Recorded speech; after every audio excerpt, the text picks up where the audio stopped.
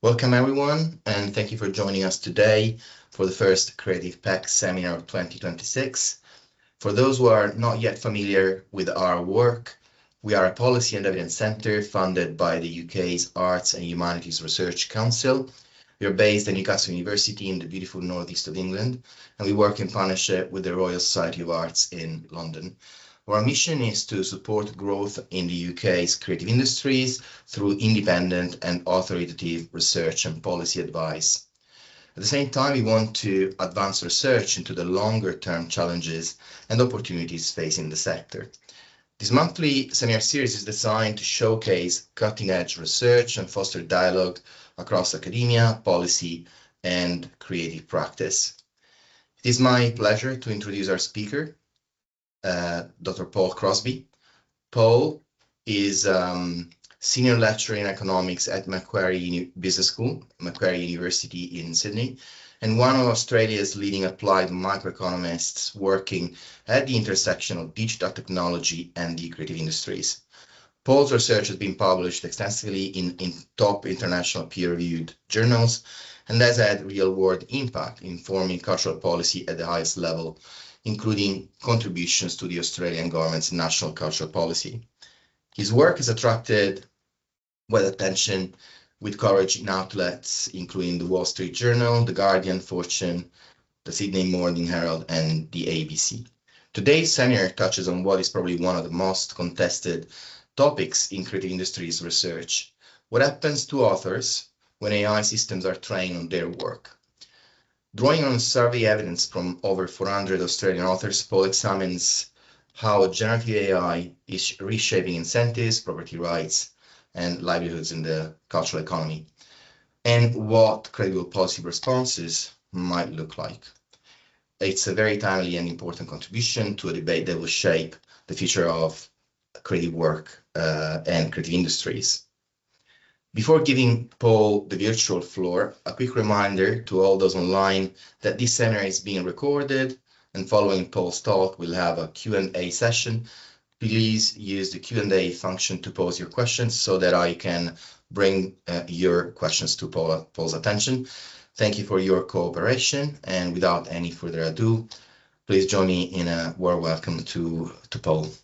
Okay, so it's great to be here. Thank you so much to the Creative Pack for inviting me along to this seminar and for coming along yourselves. It's really pleasing to kick off the seminar series for this year with a topic that's very close to my heart. So we're going to look at authors, AI, and the economics of creativity. This is work that's been ongoing for a year or so now with myself and colleagues at Macquarie University, Shuji Liang and Geordie McKenzie. And it's an amalgamation of a couple of areas of research, including a public-facing report and a paper that we're in the midst of hopefully trying to get published. So I'll just introduce some motivation. And when I talk about this topic, sometimes I have to ask people to imagine they're writers. I would imagine, given the audience today, a lot of you are writers, so there might be less imagination and a bit more realism involved. But really what's kicking this off is the idea of spending a long time working on a creative output. In this particular talk, obviously, we're looking at books, but this will apply for lots of different creative industries, of course. So you're spending years writing your book, and then we get the inevitable AI company scraping your text into a model with no consent, no notice, and no payment. And then, of course, the model can write fiction if you're a novelist in your style, and other types of writing as well. So this is our starting point for our journey in terms of reaching out to authors and illustrators and figuring out how they feel and what should happen next. There's some quotes you can see on the screen from very prominent writers in Australia, and it's really great. I hope to bring the Australian context to the audience today. I'm sure there's going to be lots of overlaps with your relevant jurisdictions, but we have Richard Flanagan, who called this scraping the biggest act of copyright theft in history. Laura G. McKay, another very prominent author in Australia, mentioned the idea of licensing requests as being asked to sign our own death warrant. So you can get a sense of the sentiment that's driving this research and kind of the area we're starting with. But being an economist, I think we can also frame these issues in what is really the heart of cultural economics, core economic questions. For me, the AI, the Gen AI and the author issues come down to kind of four key areas. Incentives. Will creators keep producing work if it becomes a free input for competitors? This is something that's motivated a lot of the research or the ways I've been thinking about things in terms of the mid to long run effects of Gen AI as a discouragement to becoming a writer, I think could be very concerning. So we'll have a think about that. The next economic area would be externalities. So thinking about who wins, who loses, do the benefits accrue to the people who are putting in the work? We can also think about this in the realm of property rights. So who owns what? Who owns this training input? Who owns the output? When we're talking about licensing, what is actually being licensed? And finally, kind of a big thing to fit over this is the idea of market design. So can we design collective licensing agreements? Can we do better than pitching authors on an individual or a very small group level against big platforms with lots of power? So as I mentioned, I think these questions sit at the heart of cultural economics. We'll look at this in the frame of the book industry today, and in particular the Australian book industry, but I'm pretty certain there'll be lots of overlaps as we work through it. I think the other thing that's becoming quite apparent is the pace of AI innovation outrunning the economic and legal foundations that actually support the work that's going on. And it seems that this gap is growing. So hopefully we can start to make some inferences in terms of closing the gap between this AI innovation and creators' markets. So quick run through of what I'll go through today, and I'll keep an eye on the time. Hopefully it's all going to work out okay. I'll talk a little bit about the context. I've got some stuff about the Australian context to fill in people who might not be so familiar with it, but I've kind of weaved it in with some of the context from the UK and Europe and America, and you can see everyone's kind of concerned about similar things, and even the outcomes that are coming through court cases and legal jurisdictions now are fairly similar or starting to get fairly similar across jurisdictions.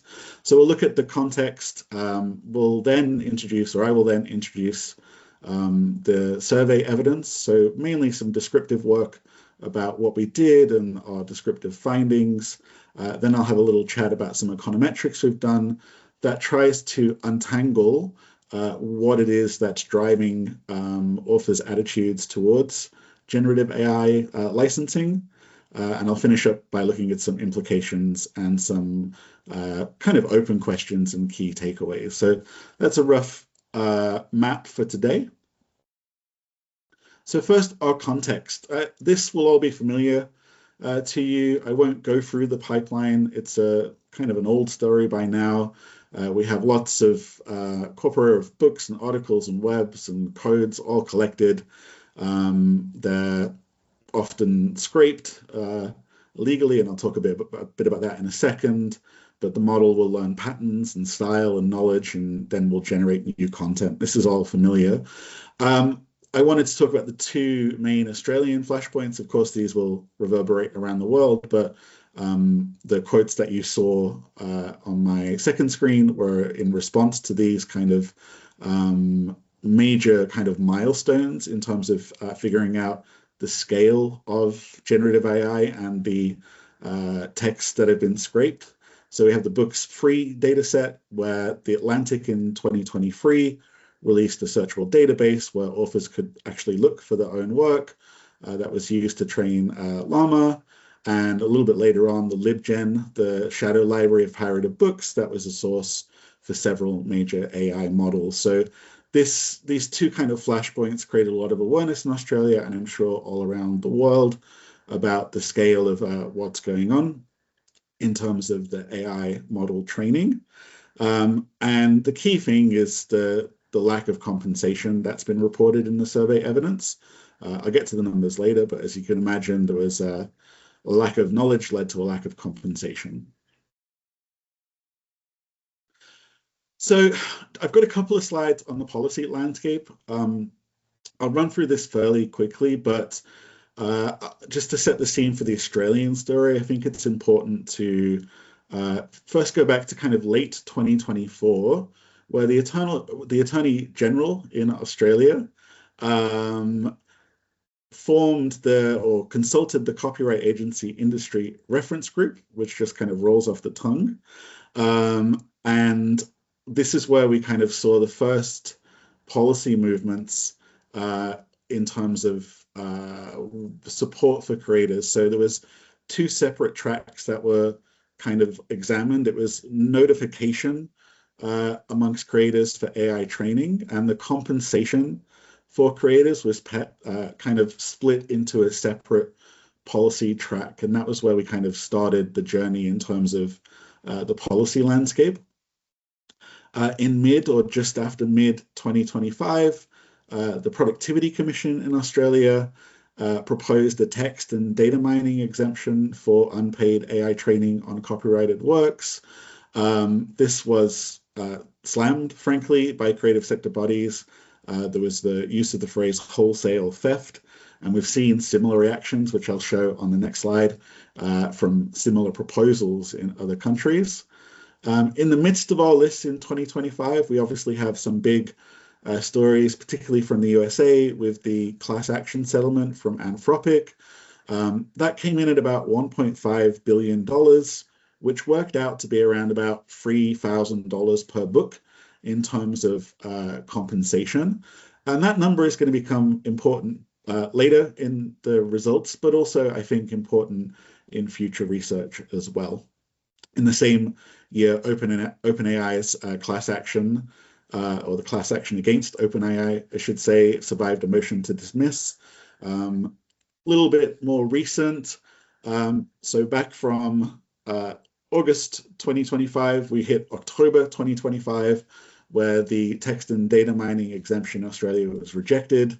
And there was a call from the Attorney General to fairly remunerate creators.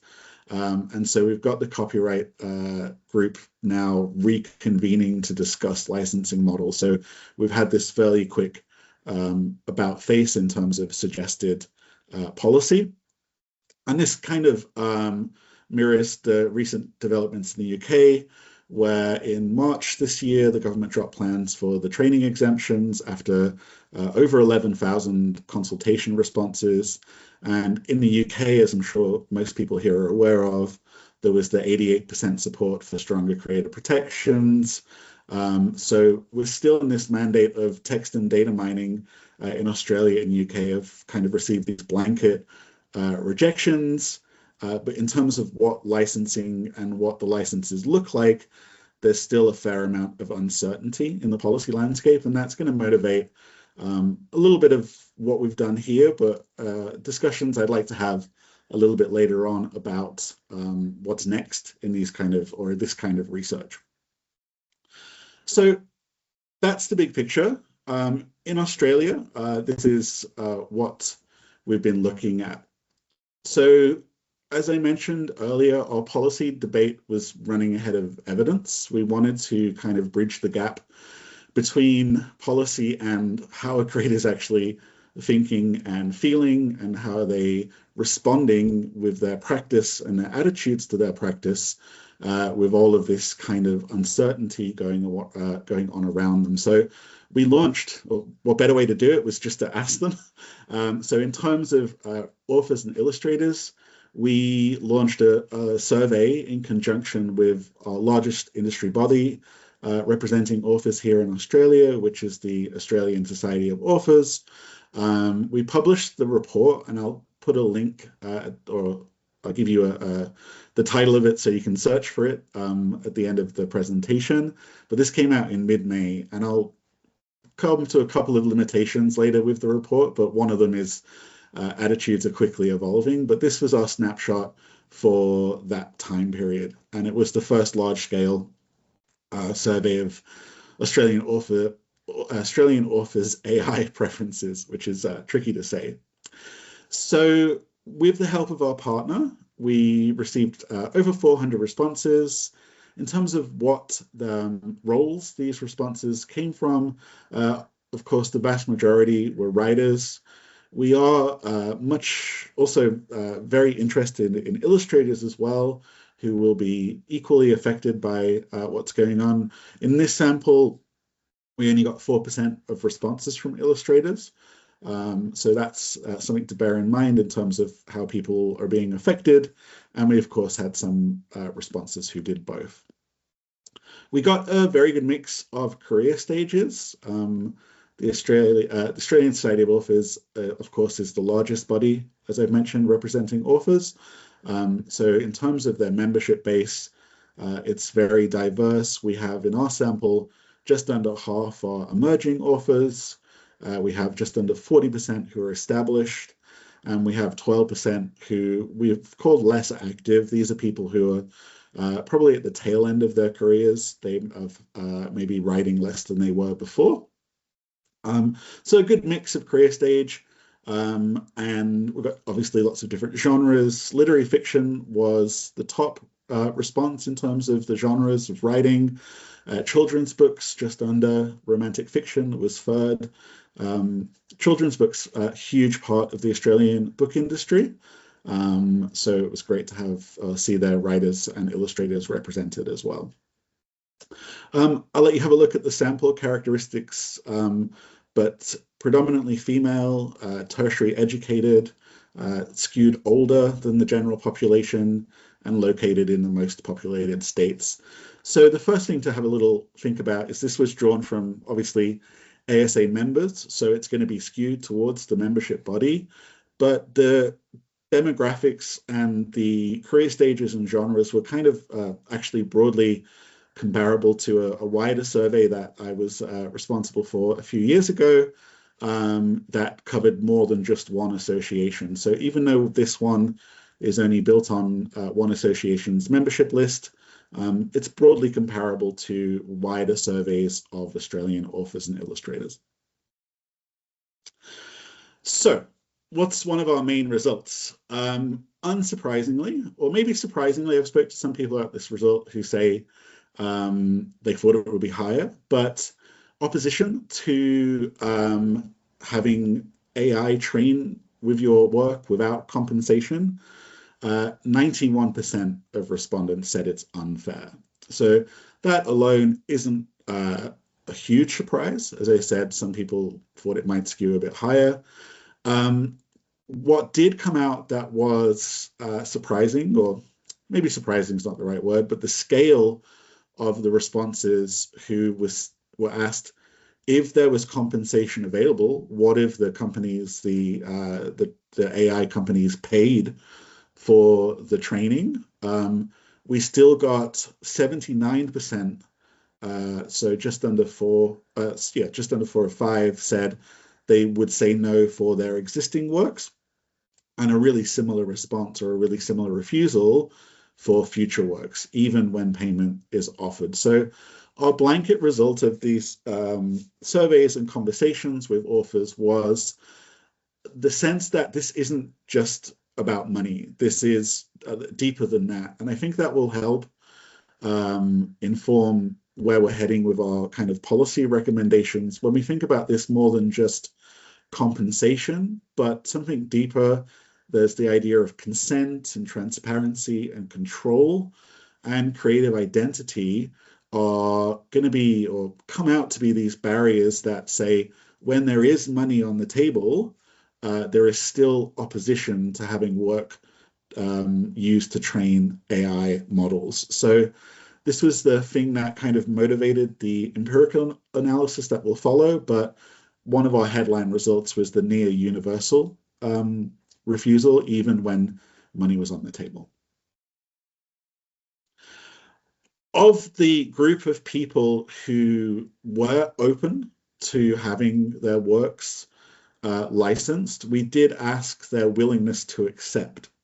So noting that this is a fairly small sample, only 21%, remember, would permit AI training, We've got some quite varied expectations in terms of what they demanded. And I'll just speak really quickly about the logic of splitting the responses into existing works and future works.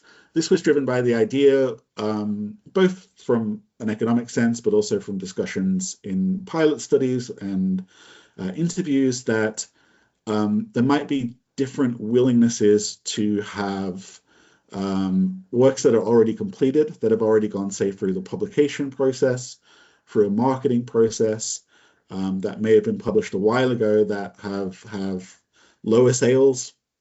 And so the idea might be that authors and illustrators might be more willing to license existing works than works that haven't had that launch and marketing and skewed sales at the start of the life cycle of that work. So that's why we split it. But in reality, the underlying drivers that said authors and illustrators didn't want to license their work was kind of coming through even here in terms of the similarity between the two amounts. You can see roughly half would say under $1,000. This is Australian dollars, I should say, would be the amount that they would demand.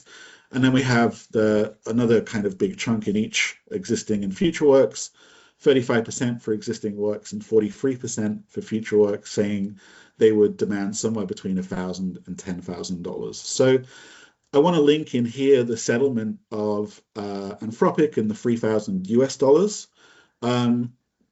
This would be very rough indications that the expectations are kind of plausible given the one example that we have of the settlement. But still underlying this kind of result is that 79% of authors would refuse regardless. Before I delve in a little bit further, I want to come back to this idea of income risk and labor displacement and give you some headline descriptive figures from some other questions that we ask, because I think they also paint a picture of the industry at the moment. So 70% of respondents believed AI would reduce their income generating work. We have a quarter of respondents said that they were already affected in terms of the opportunities available to them from generative AI.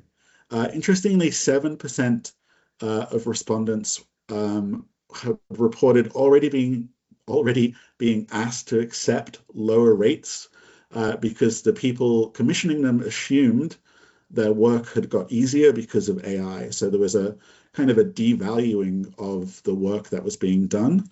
7% of people reported that.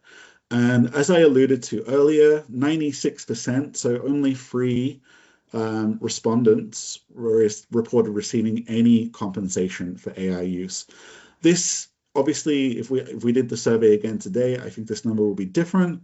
But it goes to show, even towards the beginning of last year, we were still seeing really large numbers of authors and illustrators not being compensated.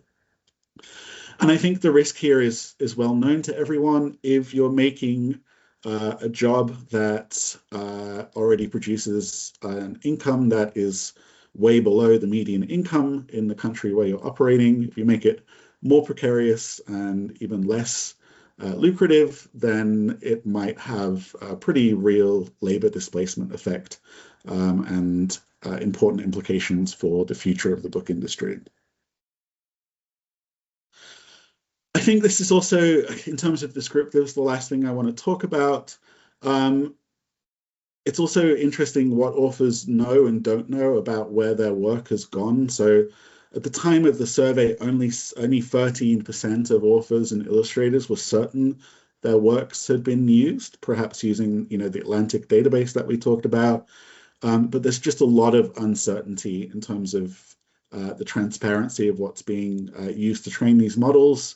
And just over half of respondents believe that the AI outputs would be identifiable in terms of their own style, whether that was writing or illustration. And I think it's interesting to see the professional use of generative AI. 82% of people reported never having used AI professionally.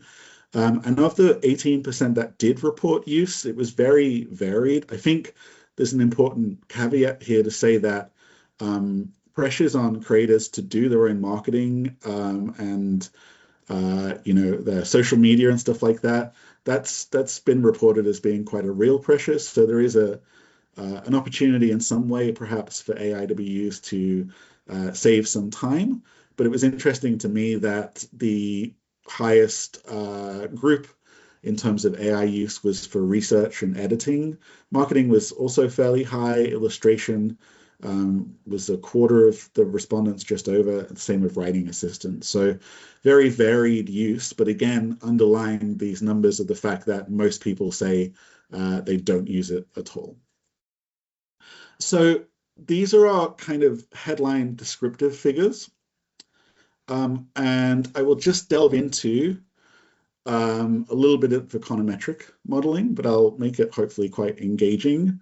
So we know from the descriptive work, we have just the scale of resistance that we have to having works used to train AI models. So what we want to do is have a think about what is actually driving this resistance. And to do this, we take our two main questions, which is, would you allow yes or no?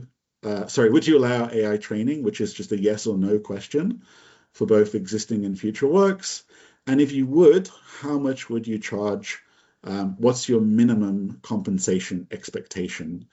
So we model these as jointly estimated models. I won't delve too much into the econometrics. Hopefully that paper will be published very soon. But the idea is that in terms of the AI training, we model the existing and future choices together because authors will be consistent across both decisions. So those who tend to refuse will refuse to both or refuse to both. Those who tend to accept will accept for both. So if we estimate these jointly, it will account for the correlation between those responses and give more reliable estimates than two separate models. And that's really similar for the non-binary, how much would we charge or how much would they charge, which we can turn into the dollar amount of compensation and model that jointly again. So again, we're just allowing for correlated attitudes across these decisions. In all of these models, we control for the demographics that I introduced before, whether it's age, gender, education, career stage. None of them turn out to be significant.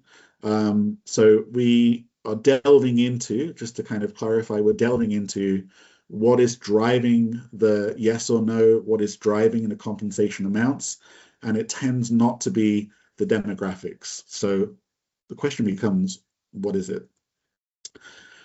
And it's all about perceived fairness. Well, partly about perceived fairness, I should say. This is our single strongest predicting factor of what will make an author or illustrator say yes to having their work used. So we note that each step, so when we're going, how fair is it? Do you think that AI is scraped? Sorry, your work is used to train AI models. When we go each step up a fairness scale, which is not fair at all, somewhat fair, extremely fair, that kind of scale, we see that the more that fairness is perceived, the probability of consenting to having your work used increases by 5 to 7%. So depending on whether it's existing or future work, but it's fairly similar. But the larger effect of the 7% is for future works. So fairness comes out as a big indicator of what's driving consent. Also, AI use. So technological or creative engagement. So those users who were reporting using AI for their work, that increases the willingness to consent to having their work used in AI training by 13 to 21%, depending on whether it's future or existing works or whether it's technical or creative engagement. The creative engagement was the driver here. That was the one that was around a 20% increase. So those authors and illustrators using it creatively were the more likely to accept the would you allow your work to be used. And there was another interesting thing that came out of this was authors and illustrators who believe their work has already been used, that actually increases your willingness. So there's kind of a fait accompli here in terms of if you already know that it's been used to train, then your willingness will go up by about 4%. This was only on the existing work. Interestingly, there was no kind of spillover for future work. So that was a very interesting area there. So as I mentioned, demographics don't really affect it. Income concerns don't really affect it. Replacement risk in terms of your job doesn't really affect the consent that comes out of these models. It's really down to fairness, familiarity with AI, and in some respects, believing your work has already been used. So the previous slide was looking at the binary, would you allow or would you not allow? The other interesting thing to have a look at is looking at how much you will demand and what affects the price of a deal. So what drives your willingness to accept up and what pushes it down. So legitimacy came out to be very important here. So authors who view AI training as fair, they want quite a lot less, or they demand quite a lot less in terms of their compensation. We also see that there's a counterintuitive result that say authors who already feel AI-driven pressure in terms of pay will accept less. Again, there's this notion maybe of a resignation that this is going to happen, so some compensation is better than no compensation. And those who feared substitution in terms of their job, their demand for compensation doubled. So people who were very sensitive to the fact that their work was going to be used and their jobs may be at risk demanded considerably more, almost double, 80% more for future, 104%, so double for existing works. So before I move into the implications, this is kind of the end of the empirical work. Some final thoughts in terms of what can we do with this information? The fact that legitimacy and fairness was coming out as the key drivers of willingness to accept compensation, willingness to allow training. I think these can be very valuable findings in terms of building policy and recommendations and licensing agreements that we'll talk about in the next few sections. The other thing I want to point out as well, it's written on the bottom of the screen, but the idea of building legitimacy has kind of a double benefit. So if you're building a legitimacy in terms of the licensing agreements, if you're transparent and fair, not only do resistance rates go down, but also the price of the deal goes down. So there's a sense of double benefits if there's a bit more collaboration in these agreements.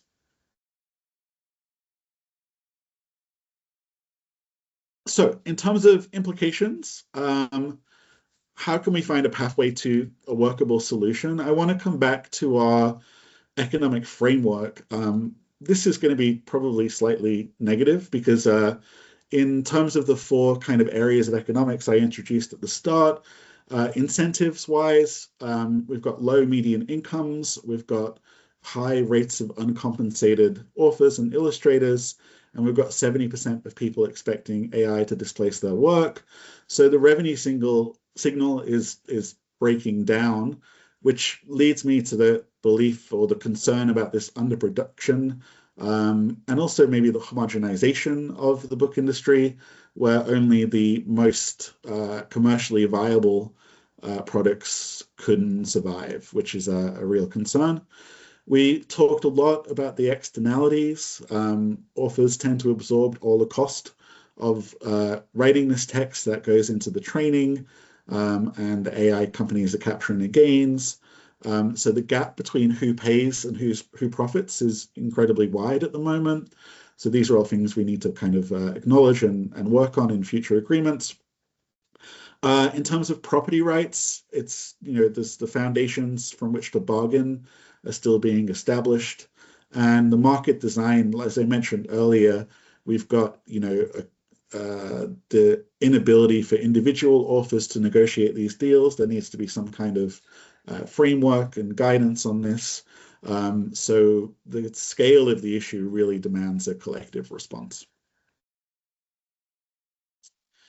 I alluded to this before. In the interest of time, I won't spend a lot on this, but if we're thinking about this creators' incentive chain of what kind of prompts authors to work and invest time and effort, well, the idea is that their work obviously is published and sold, and that revenue will fund next works and also the cultural stock.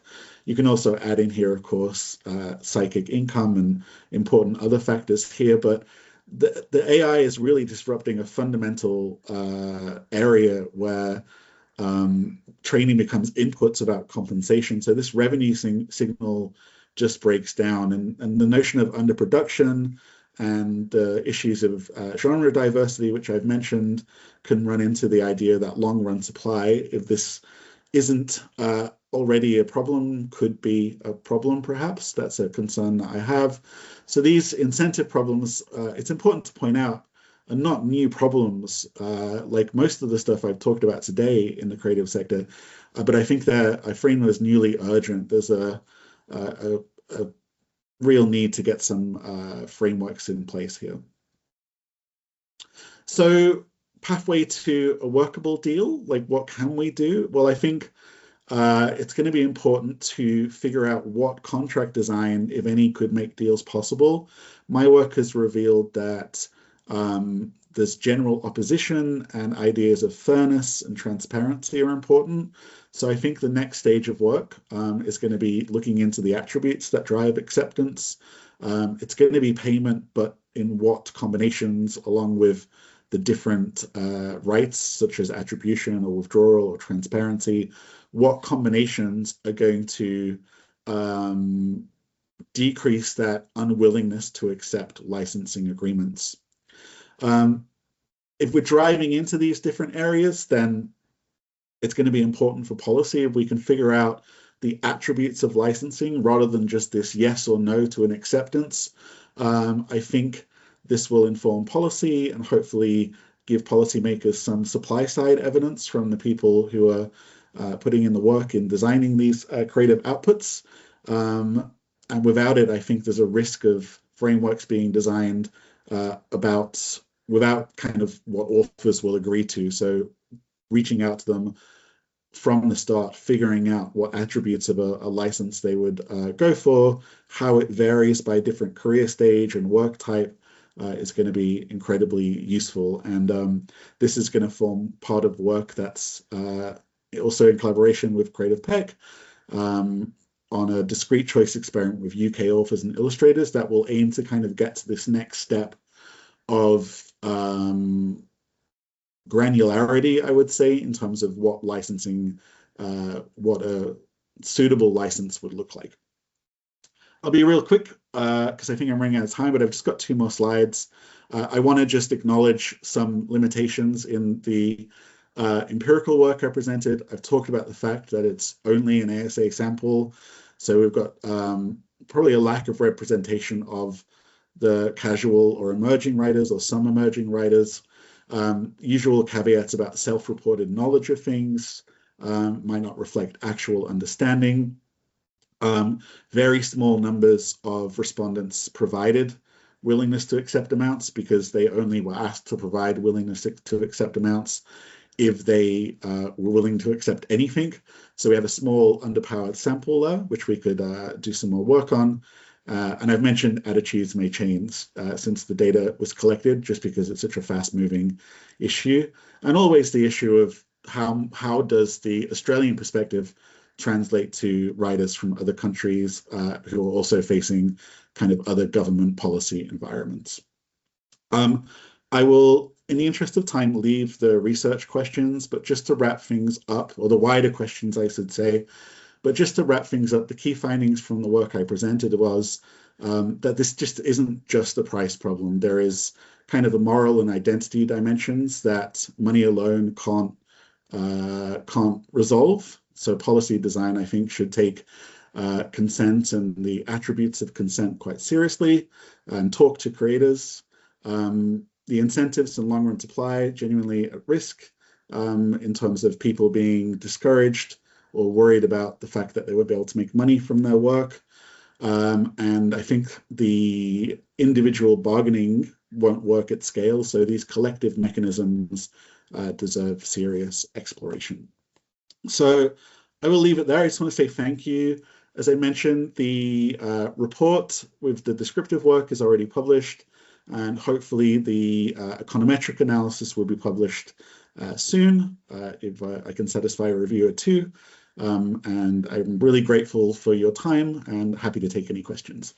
Excellent. Thank you very much, Paul. This was a very, very interesting. It's such an interesting, fascinating topic, and clearly controversial and debated, but fascinating from the research standpoint. Can I, first of all, congratulate you for describing your analysis, which is clearly quite rigorous and advanced in such an easy way and digestible way for all possible audiences. And there are clearly very different perspectives around this. You know, we hosted our Credit Pack Research Symposium last week, and Joanna Wronkiewicz was giving us a keynote lecture on use of AI by creatives, for example. And later in the series, we're going to have Joel Waldfogel. He will talk about the impact of AI on the quality and quantity in the publishing industry. So it's incredibly topical what you've been discussing. It also reminds us of why cultural economics and creative work is different from other types of parts of the economy. There's the importance of moral rights and intrinsic motivations, not just prices. Absolutely, very. So let me go to the Q&A session. I think I have already a few lined up. One came very early on in your presentation. It was about sample. I think you said already something about this, but let me collect a few questions and then Sure. You can respond. So one is really about the size of the sample, I guess. What is the size of membership of ASA and how representative is this sample? I think it's quite an important point, actually, right? Because you could have different effects depending on which cohort you're looking at. It's naturally in any survey, I guess. And there is a question from Simon. Was there any indication of whether the author dislike of AI is due to the core technology itself or more to do with specific conduct of current US tech companies? So, for example, if a theoretical company ethically trained a sustainable LLM, would all the responses be negative? Let's start from this two, and then I'll move on to the other two, maybe. Yeah, I think that both great questions. So, in terms of sample, yeah, look, it's important to acknowledge that this is a sample of one membership list of. It's the largest and most. I'd just say the largest peak body for authors and illustrators in Australia. I don't know off the top of my head how many members they have. I do have that information. The one thing that we wanted to do was look at previous surveys, more broad surveys of writers and authors, which we've done, which I've done in 2022, and has also been done by the likes of David Crosby, getting a sense of the population of writers. So we compared our sample to the wider population based on other surveys. That one of them was done by external companies where they've got the sampling and stratification. So it's definitely going to be skewed towards the membership, and we know that more emerging writers just starting their career, writers who are perhaps in grad schools and not yet published, are going to be less represented for sure. And yeah, that's one of the things we acknowledge.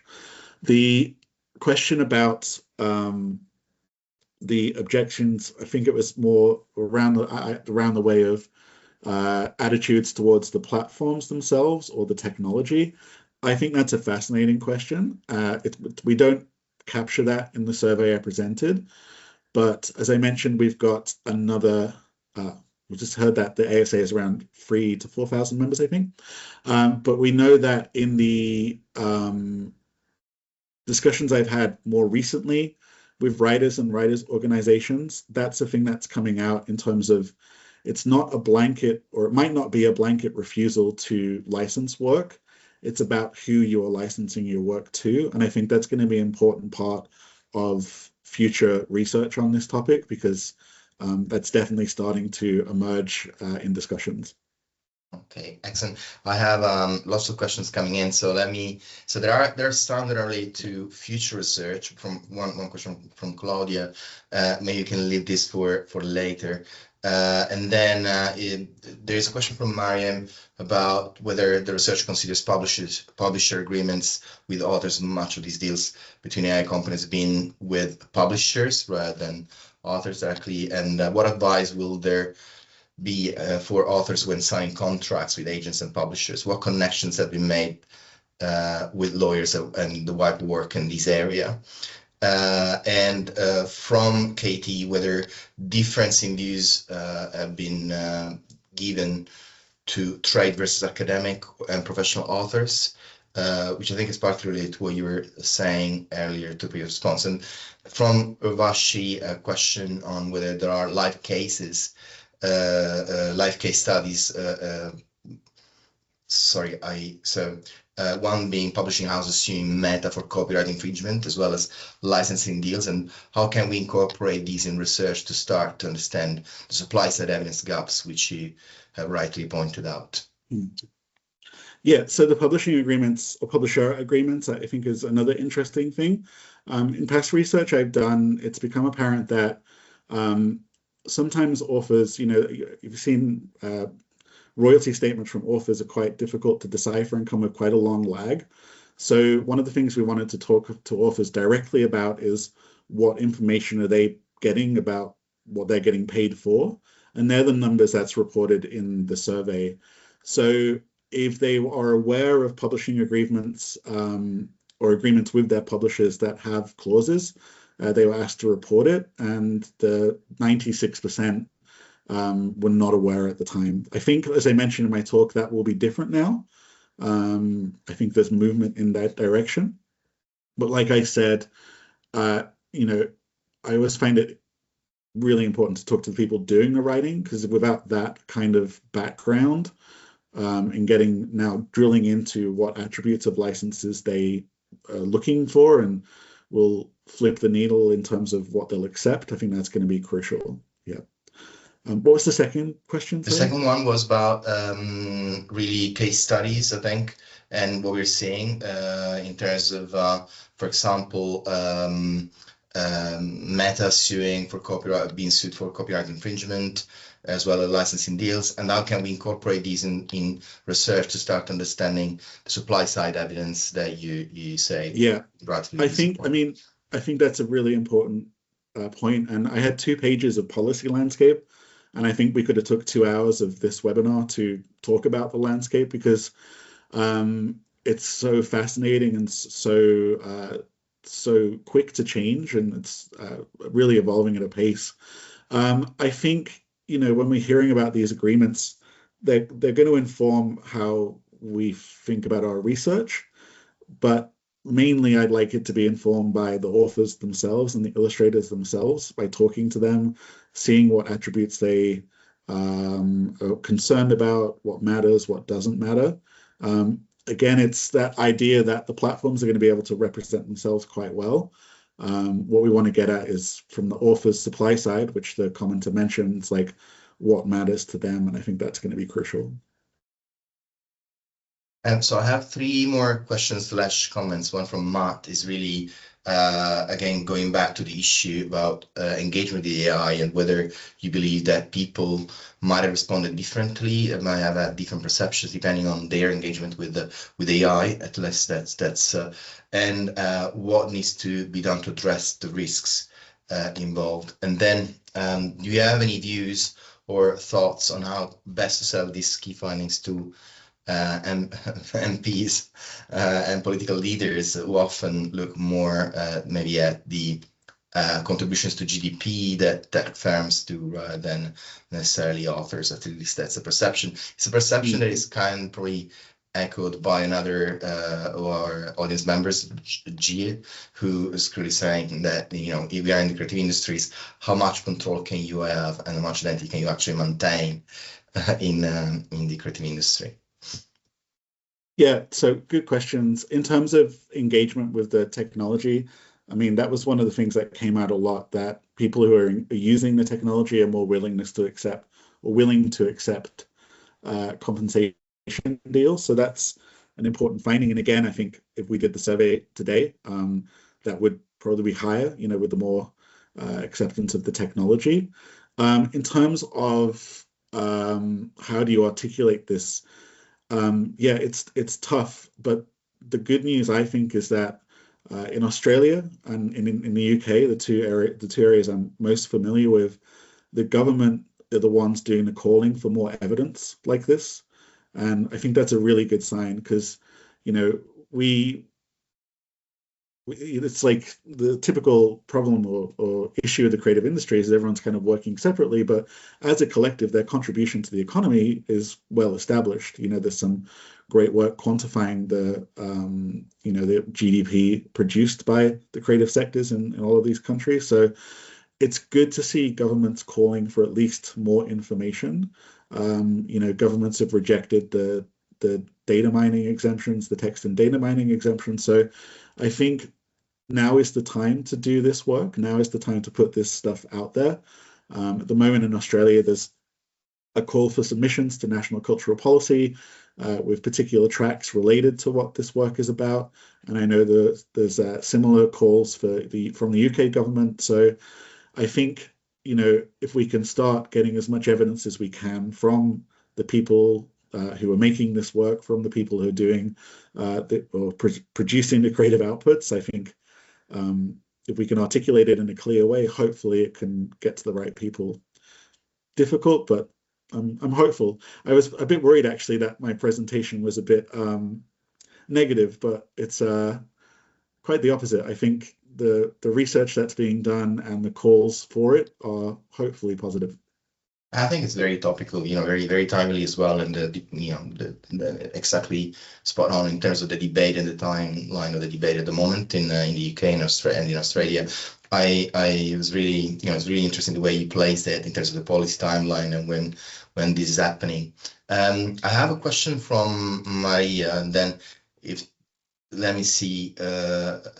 So in my experience so far, I know of authors that are so wary of AI that as a form of personal protest, they won't even engage in conversations or read about AI or building knowledge, as this is in itself feels like a betrayal to their art and others. So it's more than a question. I think it's bringing again a perspective from the from authors. And let me ask a question, if I may, because so you discussed at the beginning how the work that you're doing really tries to look at incentives, market design, externalities, property rights. So what are the chances, or what are there other examples that we can draw from experience in the past of how artists or authors have responded to these kind of challenges?